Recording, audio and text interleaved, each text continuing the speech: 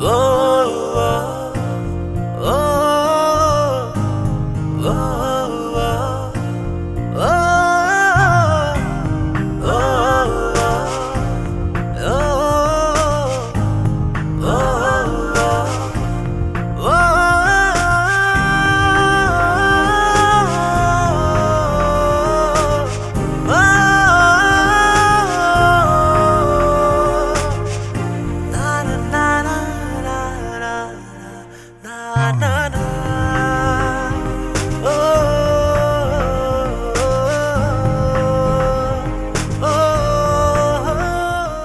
Sir, ನಿಮ್ಮನ್ನೆಲ್ಲ ನೋಡ್ದಾಗಿದೆಯಲ್ಲ. ಬನ್ನಿ ಬನ್ನಿ ಆಯ್ತು ಸರ್, ಕೂತ್ಕೊಳ್ಳಿ ಸರ್.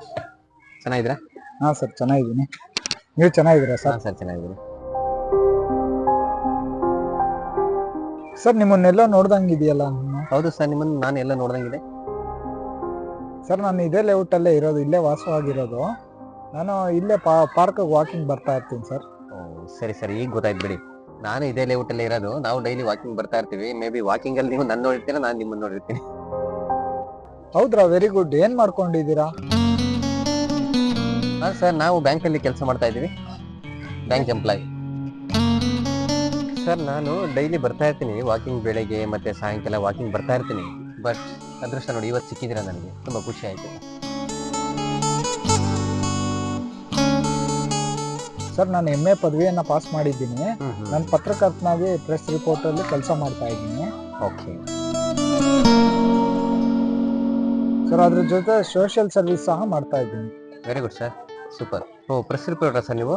ಹೌದು ಸರ್. ನಾನು ಬರೀ ಪತ್ರಕರ್ತನಲ್ಲ ಸರ್, ಒಂದು ಪತ್ರಿಕೆಗೆ ಎಡಿಟರ್ ಸಹ ನಾನು. ಹಾಂ ಸೂಪರ್ ಸರ್, ವೆರಿ ಗುಡ್. ಏನು ಸರ್, ಏನೋ ಸೋಷಿಯಲ್ ಸರ್ವಿಸ್ ಅಂದ್ರಲ್ಲ, ಯಾವ ಥರ ಸೋಷಿಯಲ್ ಸರ್ವಿಸ್ ಮಾಡ್ತಾ ಇರೋದು ಸ್ವಲ್ಪ ಎಕ್ಸ್ಪ್ಲೈನ್ ಮಾಡಿದ್ರೆ?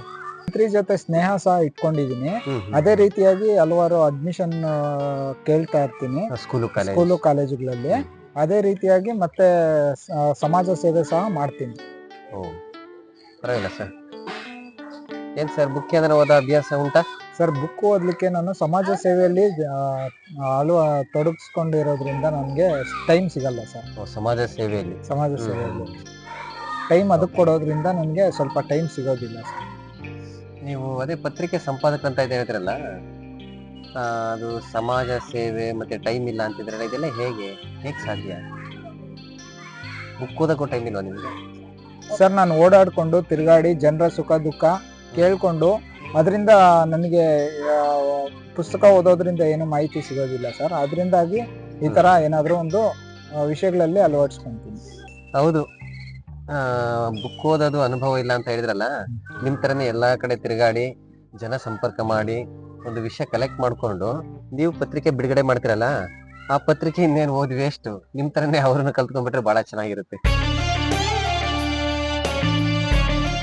ಸರ್, ನಮ್ಮ ಸ್ನೇಹಿತರದ್ದು ಒಂದು ಎತ್ತಿನ ಗಾಣ ಫಂಕ್ಷನ್ ನಡೀತಾ ಇದೆ, ಪ್ರೋಗ್ರಾಮು. ಅದನ್ನ ನೋಡ್ಕೊಂಡ್ ಬರೋಣ ಬನ್ನಿ ಸರ್, ತುಂಬಾ ಚೆನ್ನಾಗಿರುತ್ತೆ. ಹೌದಾ? ಹೌದು ಸರ್.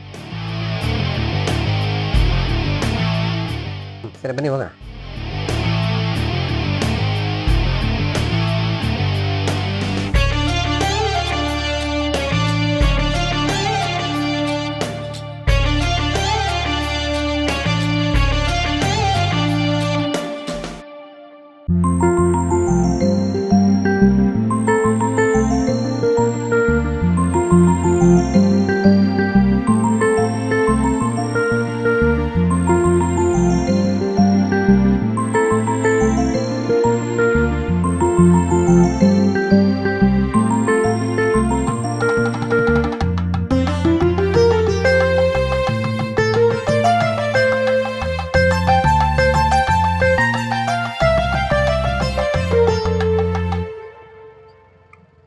ಇದೇನಾ ಸರ್? ಇದೇ ನೋಡಿ sir, SRK temple of oils.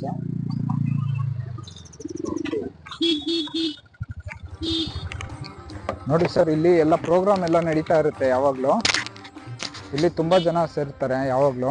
ಈ ಎಣ್ಣೆ ತುಂಬಾ ಒಳ್ಳೇದು ಸರ್ ಆರೋಗ್ಯಕ್ಕೆ. ಅದರಿಂದಾಗಿ ಎತ್ತಿನ ಗಾಣದ್ದು ಆಯಿಲ್ ನ ತುಂಬಾ ಜನ ಯೂಸ್ ಮಾಡ್ತಾರೆ.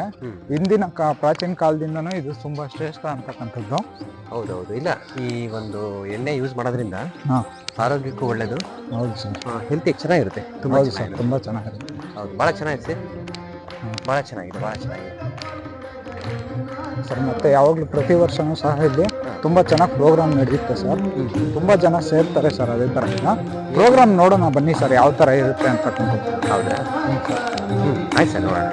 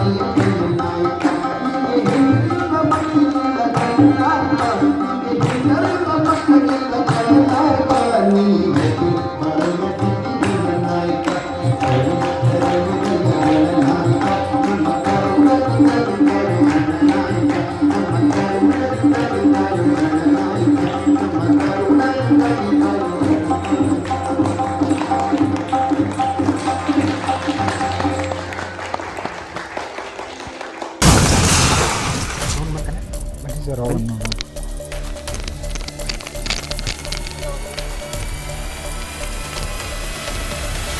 ಬನ್ನಿ ಸರ್, ನೋಡಿ ಸರ್, ಇಲ್ಲಿ ರಕ್ತ ಎಲ್ಲ ಚೆಲ್ಲೋಗಿದೆ.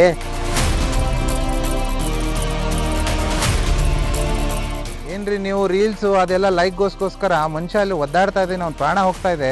ನೀವು ಅವ್ನಿಗೆ ಹೋಗಿ ತೊಗೊಂಡೋಗಿ ಹಾಸ್ಪಿಟಲ್ಗೆ ಹಾಕೋದು, ಅವ್ನು ಪ್ರಾಣ ಬದುಕೋದ್ ಬಗ್ಗೆ ಯೋಚನೆ ಮಾಡೋದು ಬಿಟ್ಟು ನಿಮ್ಮದು ವಿಡಿಯೋ ರೆಕಾರ್ಡಿಂಗ್ನೇ ಮಹತ್ವ ಆಯ್ತಾ? ಒಂದು ಸ್ವಲ್ಪ ಮಾನವೀಯತೆ ಮೆರಿಬೇಕು. ನೀವು ಅದನ್ನು ಕರ್ಕೊಂಡೋಗಿ ಅವರಿಗೆ ಪ್ರಾಣ ಬದುಕುತ್ತೆ, ಅದರಿಂದ ನೀವು ಮಾಡೋದ್ರಿಂದ ನಿಮ್ಮದು ಲೈಕ್ ಸಿಗುತ್ತೆ. ಆದರೆ ಅದರಿಂದ ಮನುಷ್ಯ ಸತ್ತು ಹೋಗ್ತಾನಲ್ವಾ? ಸ್ವಲ್ಪ ಅದ್ರ ಕಡೆ ಗಮನ ಕೊಡಬೇಕು. ಅಷ್ಟು ಅರ್ಥ ಆಗಲ್ವಾ ನಿಮಗೆ? ಅಯ್ಯೋ ಅಯ್ಯೋ, ಎಲ್ಲ ನೋಡ್ತಾ ಇದ್ದೀರಲ್ಲ, ಗೊತ್ತಾಗಲ್ಲ ಬಿದ್ದಿದ್ದಾರೆ ಅನ್ನೋದು.